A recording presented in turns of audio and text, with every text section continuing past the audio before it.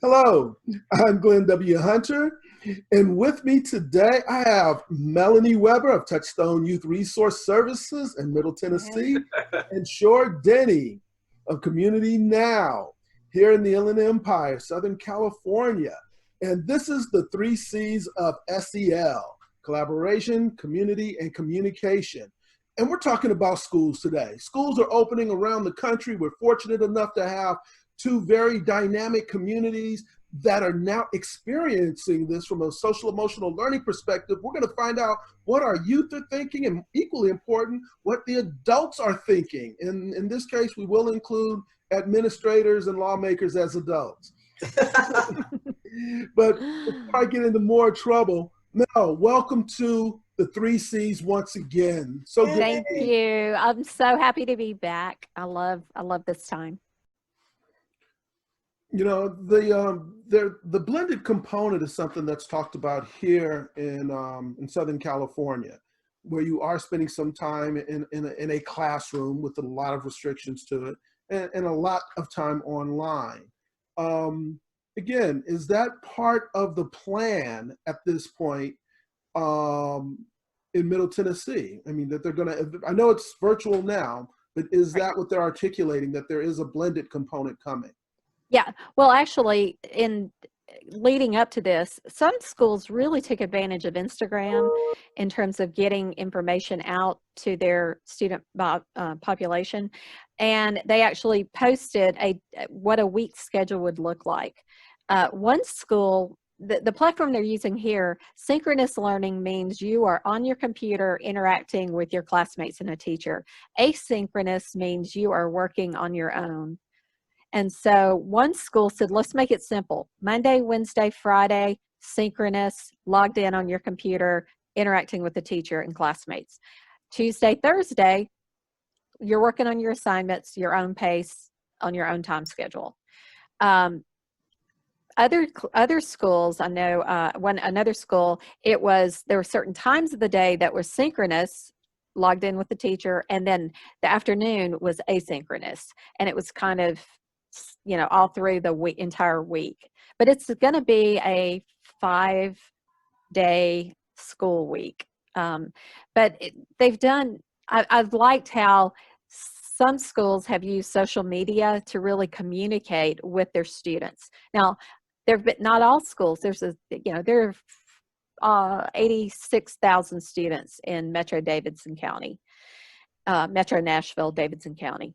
And so not all schools are created equal when it comes to, utilizing social media and communicating. It'd be great if every parent got a phone call and at least met the teacher. And some did. Some feedback I've gotten is that, oh yeah, I've already met my teacher on the phone.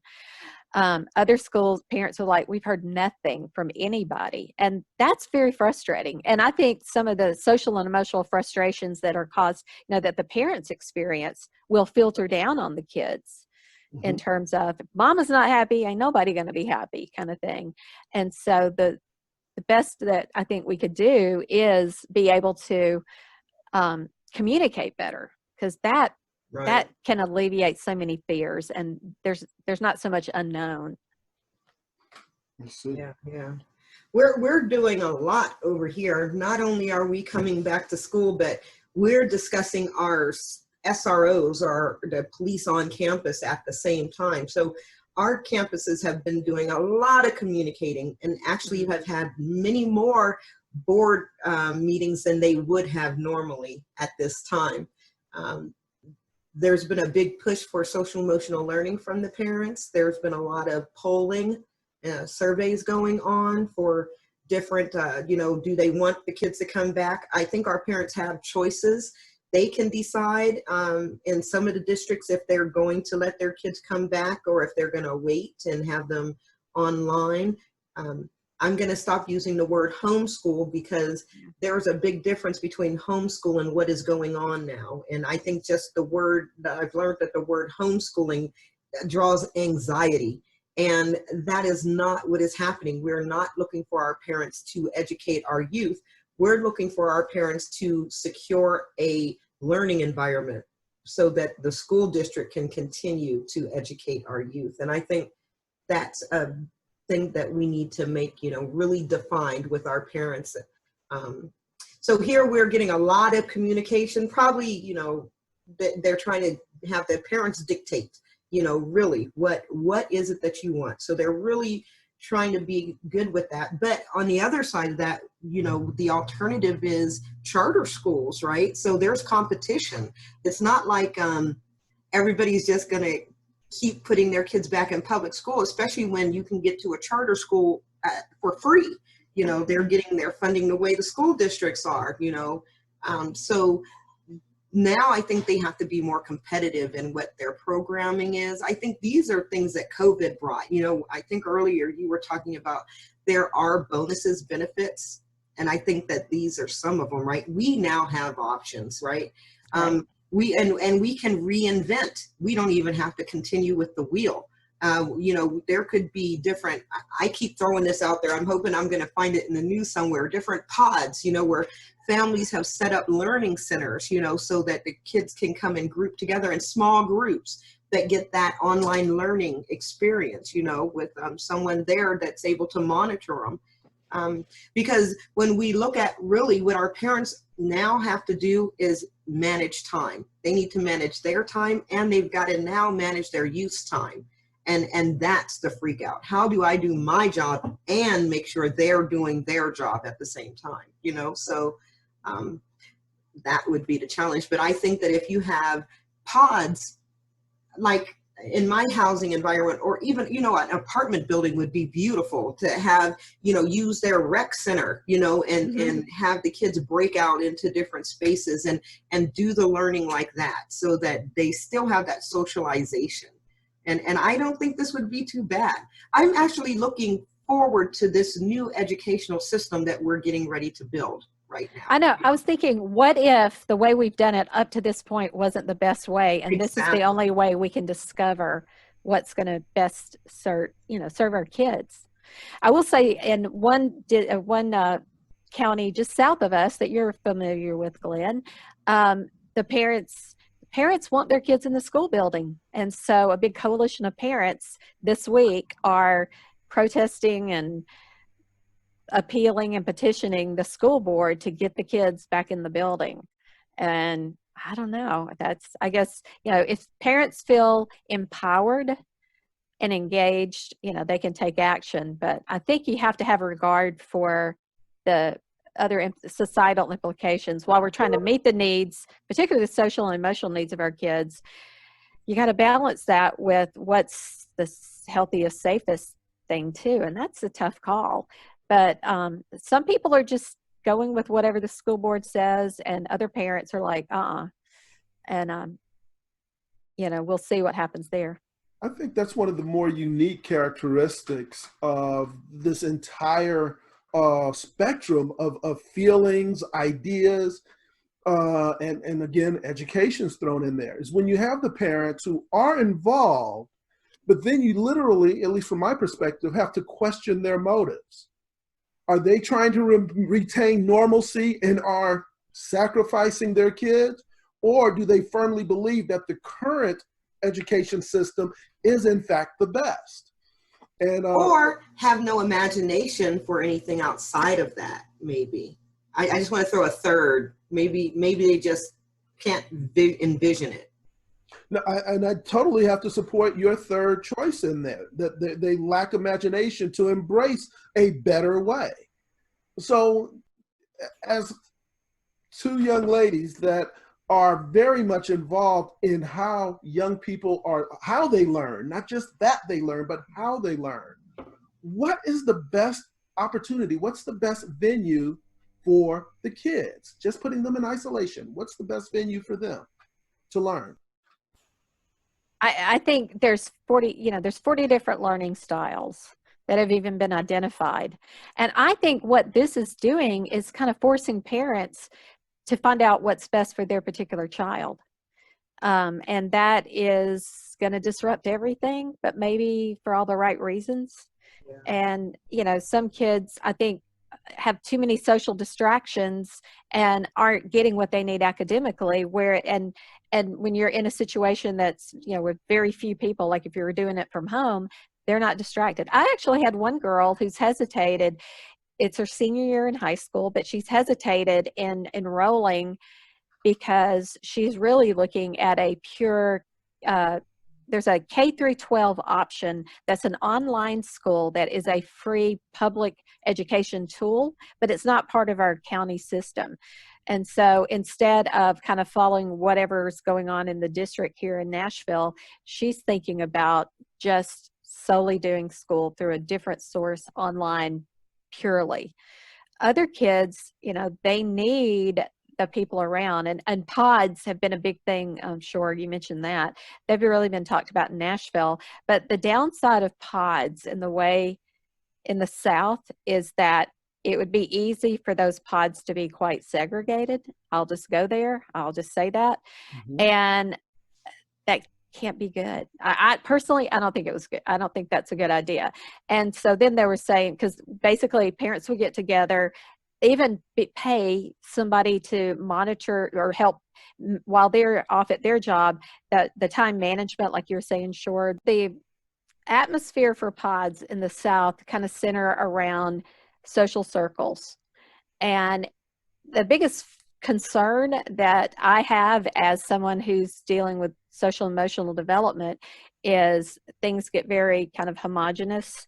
They're all, the people who maybe their parents would call on, or in this situation, parents are talking about being able to pay for potentially even a teacher or somebody to monitor their kids' time to make sure they're on task on the computer. And there might be parents, in terms of diversity, who couldn't afford that. But so they were saying, well, we could just, kind of set it up in a way so that not everybody has to pay. So that there is more diversity in that setting. And that just gets so manipulative, I think. I want kids can, in a regular school setting, they can just flow with someone they have in something they have in common with. And, and that brings a lot of different people from different races, different backgrounds, different religions all together. Have all these people available for me to connect with socially and emotionally.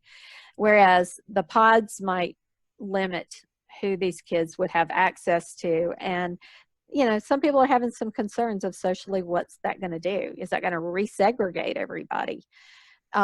So there's, that's not I'm a parent, and I don't know that I would like that very much. I want my That's kids a unique view. I hadn't thought of that. We're really not segregated out here. I mean, as far as living, we have a lot of very mixed neighborhoods. I'm sure there are those segregated areas, and Right. I probably don't know about them because none of us live there. But I didn't get my invitation. I didn't get it. But for the most part, our schools are very mixed. And in our side of the country, we have a high Hispanic ratio. We have more Hispanic people in our area than anyone else. But so if it were going to be, it would be Spanish. Having a Spanish speakers would be the thing. Making sure that was something, and having the ability for parents to be involved might be something else. But yeah, I can see what you're saying, and that brings about and what we're now doing cultural sensitivity training at schools with teachers, where we're teaching them. We're actually doing coaching. So it's an 8-week session with our teachers. We start with a survey of their cultural understanding and emotional intelligence. And then we do 8 weeks where we do trainings on truly more of the experience in America, trying to help them understand some of the realities of the history of our country, in a very positive way, very supportive, safe way, that we are able to do that. And we're seeing that focusing on even foster youth and stuff, that teachers, as you're saying, being isolated maybe with a teacher that's not very culturally understanding could be quite frightening or anyone involved. So I could see where it would be great to have some trainings like that going around to help relieve that, you know, even within the whole student system or the school system. Okay. Well, as we're coming in for the landing, there's one point I really want to bring back to the core, and that's the kids and its social emotional learning. What part of opening schools is going to be the hotspot regarding trauma, and specifically what type of trauma? And Shor, I'll let you go first, and we'll let our guests wrap it up. It's already, right? I mean, the whole thing, I think, the whole entire thing. I don't think that we've come out of the trauma of school ending. I think that every aspect of it, thinking about having to get on a computer and this time being accountable for what you're doing on the other end, you know, not being able to talk to your friends, no social gatherings or no touch. You know, you're not going to be able to physically touch. Not being able to see your boyfriend that you left, you know, and now you're not even going to be able to see him this year. I mean, their depression, anxiety of life is no longer what it was.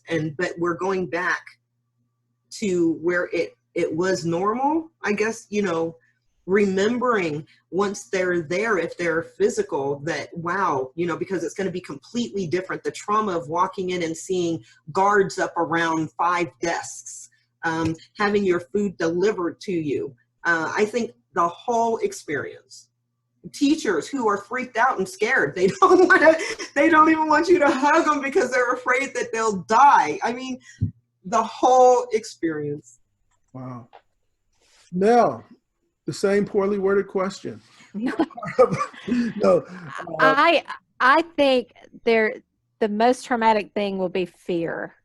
And that is, you know, and Shor certainly touched on that, you know, the fear of the unknown, the fear of losing that connection with important people, friends, you know, boyfriends, girlfriends. Here in Tennessee, they're just trying to figure out even what football season's going to look like. You know, they let kids practice in pads for the first time yesterday. The season will be pushed off. The band will maybe not even get to be there. You know, there's so many hopes and dreams, and there's an old proverb that says, hope deferred makes the heart sick. And that all the hopes that these kids typically would go into the new school year, they're being deferred, to say the least, and possibly dashed. And so just the trauma of the unknown and not having that comfortable place. And I think watching our kids kind of find their way through it, and now more than ever, we need adults, trained, sensitive adults, helping them walk through it. And I get as many calls from parents as I do kids, because parents need that support and guidance as well. Actually, we took lunch to 2 different schools, admin teams, because, you know, just to say, hey, hang in there, it's going to get better. So we catered in lunch just so that they can feel cared about. And the school principals were like, thank you, because we are freaked, you know. So all the anxiety from administrators to teachers to parents all land in a student's lap. And I think that's going to be the initial trauma, and it's going to take intentionality to walk them out of that so that they can see they will get through it, because it is, you know, it's a big question mark right now. Indeed, it is a big question mark. But the beauty of it is, it's good to see that in Middle Tennessee, we are moving forward. School it is occurring. So right now, education is in process, and undoubtedly we will learn to fly as we fall out of the plane in this. I was thinking of a little birdie out of the nest. Oh, you'll see it my way in about 6 weeks. Yeah. But also here in the Inland Empire, as we are about to launch, there's still a sense of uncertainty. But there is clarity of direction. And I think that what we will see with that clarity of direction is many pivots and many turns. But I think overall, we have to be prepared to educate our children, take care of our children, and by all means, take care of the adults, the parents, the administrators, the teachers. They're included in that as well, because these are important changes for them. Their lives are being affected. And I think we have to be sensitive to their personal growth and improvement as well. Yes, to that. Ladies, once again, it is a pleasure to just be a bird in the tree, just being able to overhear the wisdom and knowledge you're bringing, particularly regarding the way schools operate, and most importantly, the way social emotional learning skills are delivered to our youth across America, and the tools they're receiving to manage trauma. I personally thank both of you. I professionally am grateful that you've shared this time with us here at 3Cs of SEL. Thanks, Glenn. Thank you, Melanie. It was great. I know. It's so good to be with you guys again. So real quick, Mel, if you tell our audience how they can get a hold of you, if they want to talk to you or donate or both. Absolutely. Please reach out to me at Melony, MELONY, @tyrs.org. That's here in Nashville. Maybe we can get it in the comment sections below. I'm not sure. But MELONY @TYRS.org, Touchstone Youth Resource Services. I would love to hear from people, particularly people out there. Outstanding. Shor, how do they reach us? Well, I just like to ask you to, number one, subscribe, like, share our videos. And if you'd like to sponsor, this video was sponsored by Community Now. If you'd like to sponsor one of our videos, reach out at communitynow.info. That's www.communitynow.info, and contact us and let us know.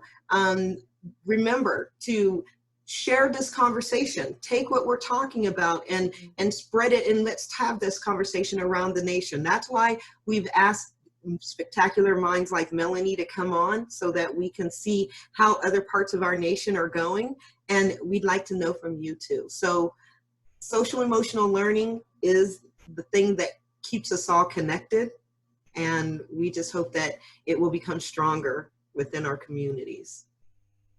And again, I'm Glenn W. Hunter, and as always, I encourage you, be safe. Be safe. Mask up. Thank you.